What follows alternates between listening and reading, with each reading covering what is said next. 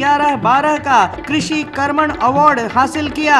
सर्वोच्च उत्पादकता हासिल करने वाले नालंदा और रोहतास के किसानों को भी राष्ट्रपति ने किया पुरस्कृत।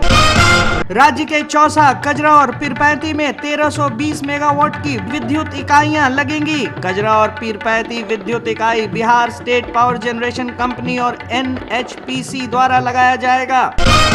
आंगनबाड़ी केंद्रों में लोगों की सहभागिता और पारदर्शिता बढ़ाने के लिए इनका सोशल ऑडिट होगा। इस दौरान आंगनबाड़ी केंद्रों के सभी हिसाब किताब का खुलासा किया जाएगा। अब सूबे में सर्वे और बंदोबस्ती की मॉनिटरिंग युवा डिप्टी कलेक्टरों के जिम्मे होगा। राज्य सरकार ने 50 उप समाहर्ताओं को इस कार्य की जिम्मेवारी सौंपने का लिया निर्णय। राज्य सरकार सूबे में फूल की खेती को बढ़ावा देने के लिए पटना और जहानाबाद के गांवों को फूल ग्राम के रूप में विकसित करेगी। साथ ही सरकार फूल विक्रेताओं और उत्पादकों के बीच समन्वय स्थापित करेगी। आपराधिक मामलों में नमूनों की जांच के लिए अब हर जिले में फॉरेंसिक साइंस लैबोरेटरी FSL का लैब होगा। लैब भवन और उपकरण के लिए हर जिले को 1-1 करोड़ रुपए दिए जाएंगे। बिहार में विकास की गति निरंतर कैसे तेज होती जा रही है, आइए देखते हैं प्रगति बिहार में।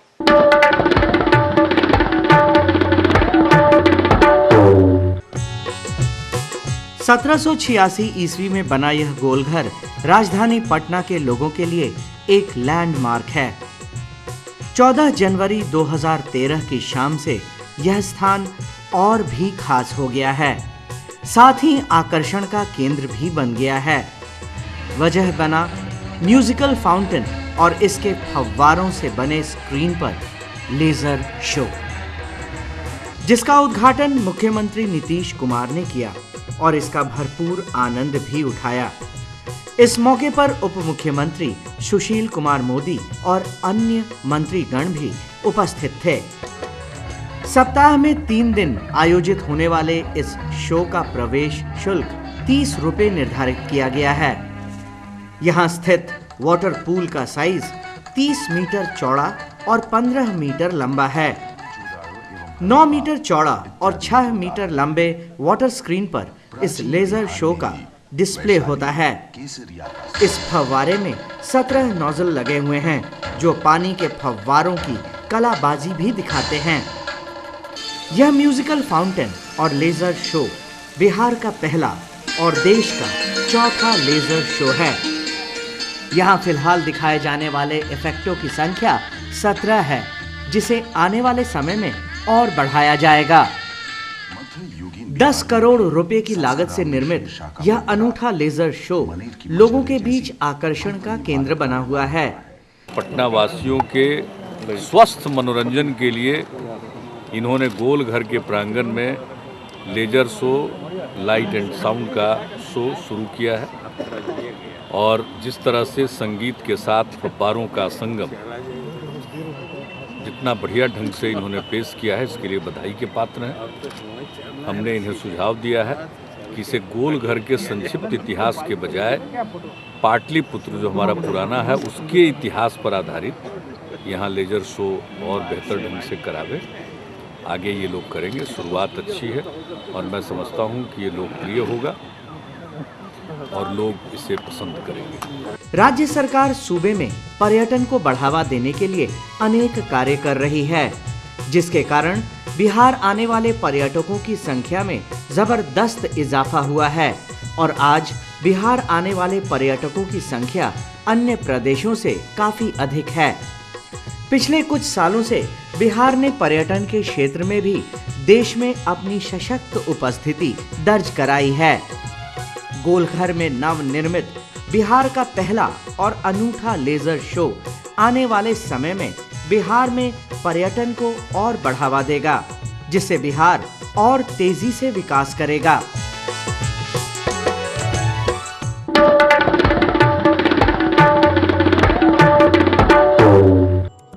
अल्पसंख्यक समुदाय के बच्चे बच्चियों को कक्षा 1 से कक्षा 8 तक निशुल्क पाठ्य पुस्तकों की व्यवस्था।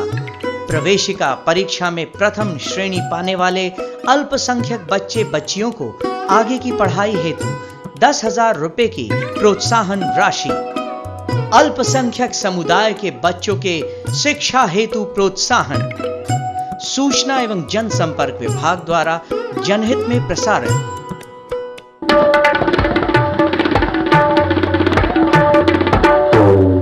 और आज के लिए बस इतना ही। अगले एपिसोड में फिर से होंगे आपके साथ। तब तक के लिए जय बिहार।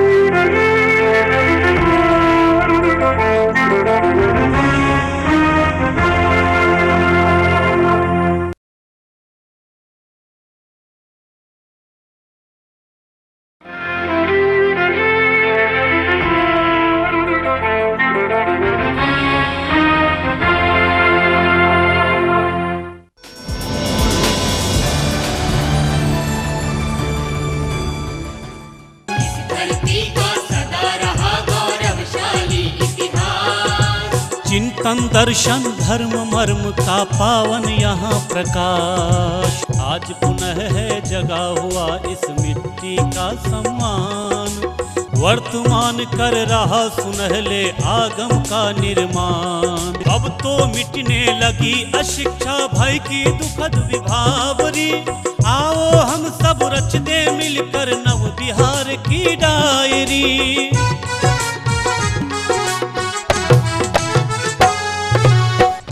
नमस्कार, बिहार वीडियो डायरी में आपका स्वागत है। सबसे पहले नजर डालते हैं बढ़ते बिहार की बदलती तस्वीर पर। देखते हैं बढ़ता बिहार।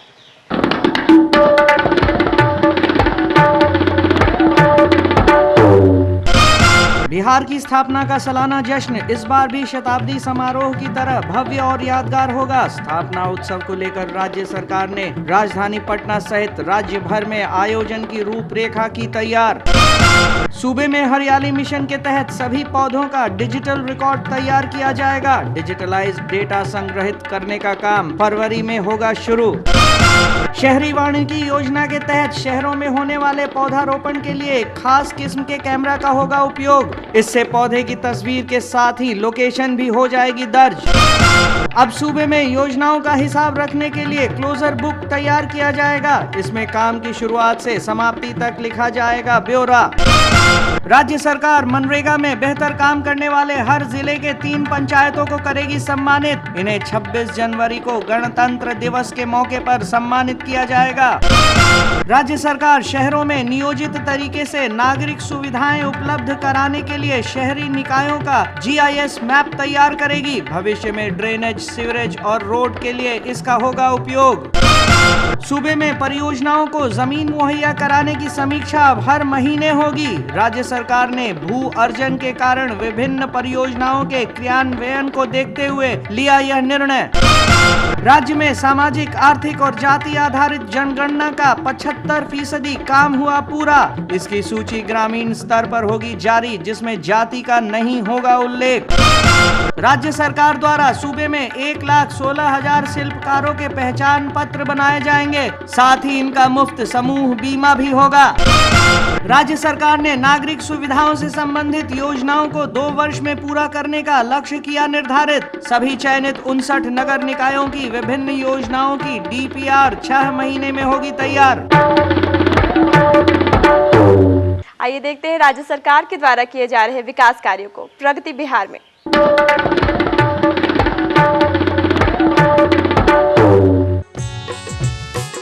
कड़कदार वर्दी, चमकदार बूट, कंधे पर SLR और चेहरे पर हर चुनौती से निपटने का जज्बा।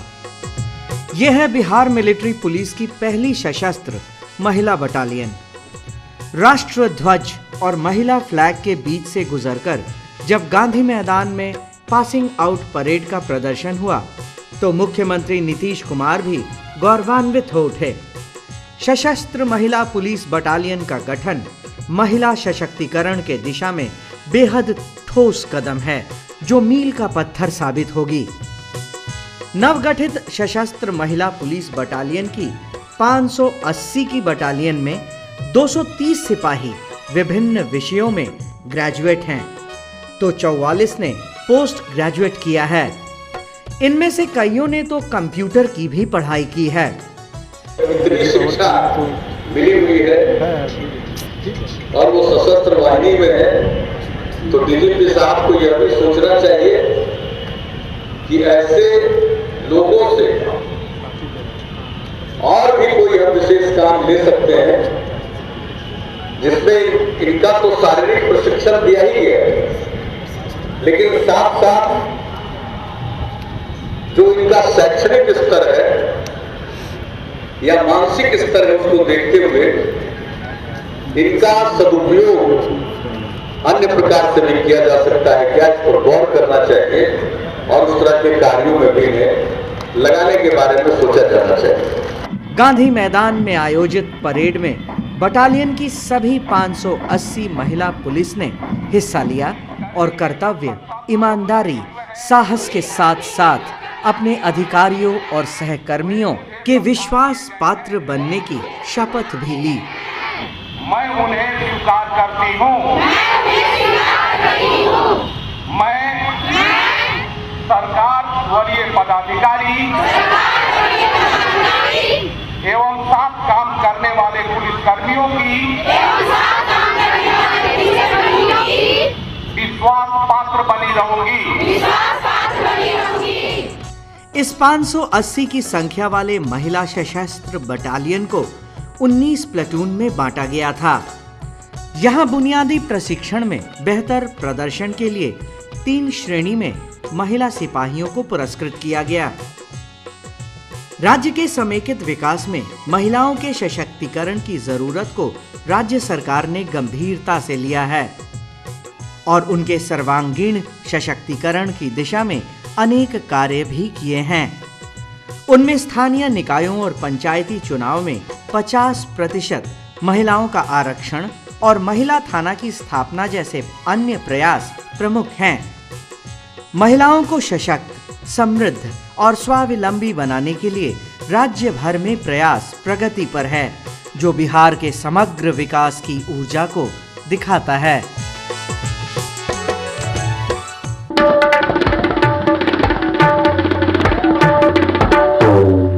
सड़कों का जाल, उद्योगों को प्रोत्साहन, विधि व्यवस्था में सुधार, आधारभूत संरचना का विकास, बिजली उत्पादन में वृद्धि के प्रयास प्रारंभ।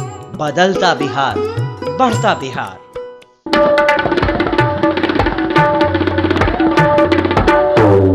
बिहार वीडियो डायरी के इस एपिसोड में बस इतना ही। अगले एपिसोड में फिर से होंगे आपके साथ। तब तक के लिए जय बिहार।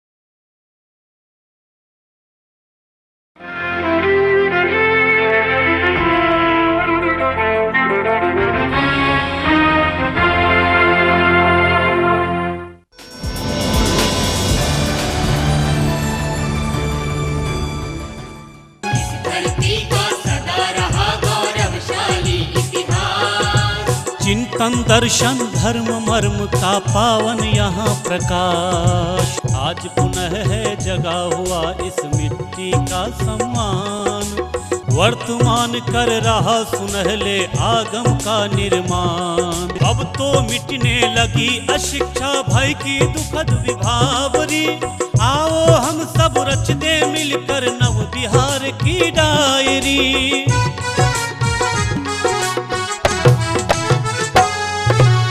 नमस्कार, बिहार वीडियो डायरी में आपका स्वागत है। सबसे पहले देखते हैं बढ़ता बिहार।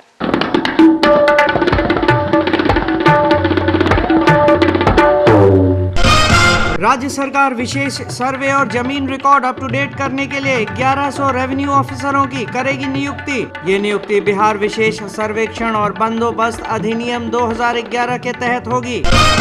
राज्य सरकार ने ट्रांसफार्मर मरम्मत के लिए 13 कर्मशाला की स्थापना को दी मंजूरी। इनके निर्माण पर खर्च होंगे 41 करोड़ रुपए। राज्य सरकार ने विद्युत करघा बुनकरों को बिजली खपत में अनुदान के लिए 15 लाख रुपए की दी स्वीकृति। इन्हें 1.5 रुपए प्रति यूनिट की दर से अनुदान मिलता है। राज्य सरकार विधानमंडल के सत्र में जेंडर बजट के तर्ज पर कृषि बजट भी करेगी पेश। 18 फरवरी से विधानमंडल का सत्र होगा आरंभ। राज्य सरकार जलापूर्ति योजनाओं पर 213 करोड़ रुपए खर्च करेगी। साथ ही 5 वर्षों तक इन योजनाओं का क्रियान्वयन करने वाली एजेंसी ठेकेदार को करना होगा इसका रख रखाव। सूबे में विकास परियोजनाओं के लिए पेड़ों की कटाई करने पर 3 गुना पौधे लगाकर नुकसान की भरपाई होगी। परियोजना के लिए पेड़ों को काटने की इजाजत DFO देंगे। राज्य सरकार छठे वेतनमान के दायरे से बाहर वाले सरकारी कर्मियों का महंगाई भत्ता 12% बढ़ाएगी। अब इनका DA 149% से बढ़कर 151% हो जाएगा। राज्य सरकार द्वारा बच्चों की पढ़ाई में रुचि बढ़ाने के लिए 1 अप्रैल से सरकारी विद्यालयों में लर्निंग एनहांसमेंट प्रोग्राम लागू किया जाएगा। इसके तहत बच्चों को अब किताबी बातें स्थानीय भाषा में सिखाई जाएंगी। सूबे में 27 फरवरी से 1 मार्च तक पुलिस साइंस कांग्रेस का होगा आयोजन। इसमें आंतरिक सुरक्षा और नक्सल समस्या पर होगी खास सत्र। बोध गया में इस बार 6 से 8 फरवरी के बीच बौद्ध महोत्सव का होगा आयोजन। 8 बौद्ध देशों के कलाकार इसमें देंगे अपनी खास प्रस्तुति। बिहार में विकास की गति निरंतर कैसे तेज होती जा रही है, आइए देखते हैं प्रगति बिहार में।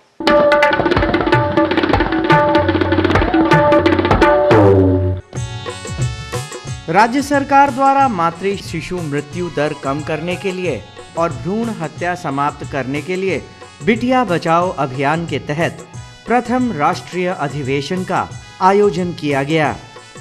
23 जनवरी 2013 को आयोजित होने वाले इस सम्मेलन का आयोजन स्वामी विवेकानंद स्वास्थ्य संवर्धन जागरण वर्ष 2013 के अंतर्गत स्वास्थ्य विभाग बिहार सरकार द्वारा किया गया। इस समारोह का उद्घाटन उप मुख्यमंत्री सुशील कुमार मोदी ने किया। इस मौके पर राज्य के स्वास्थ्य मंत्री अश्विनी कुमार चौबे भी मौजूद थे।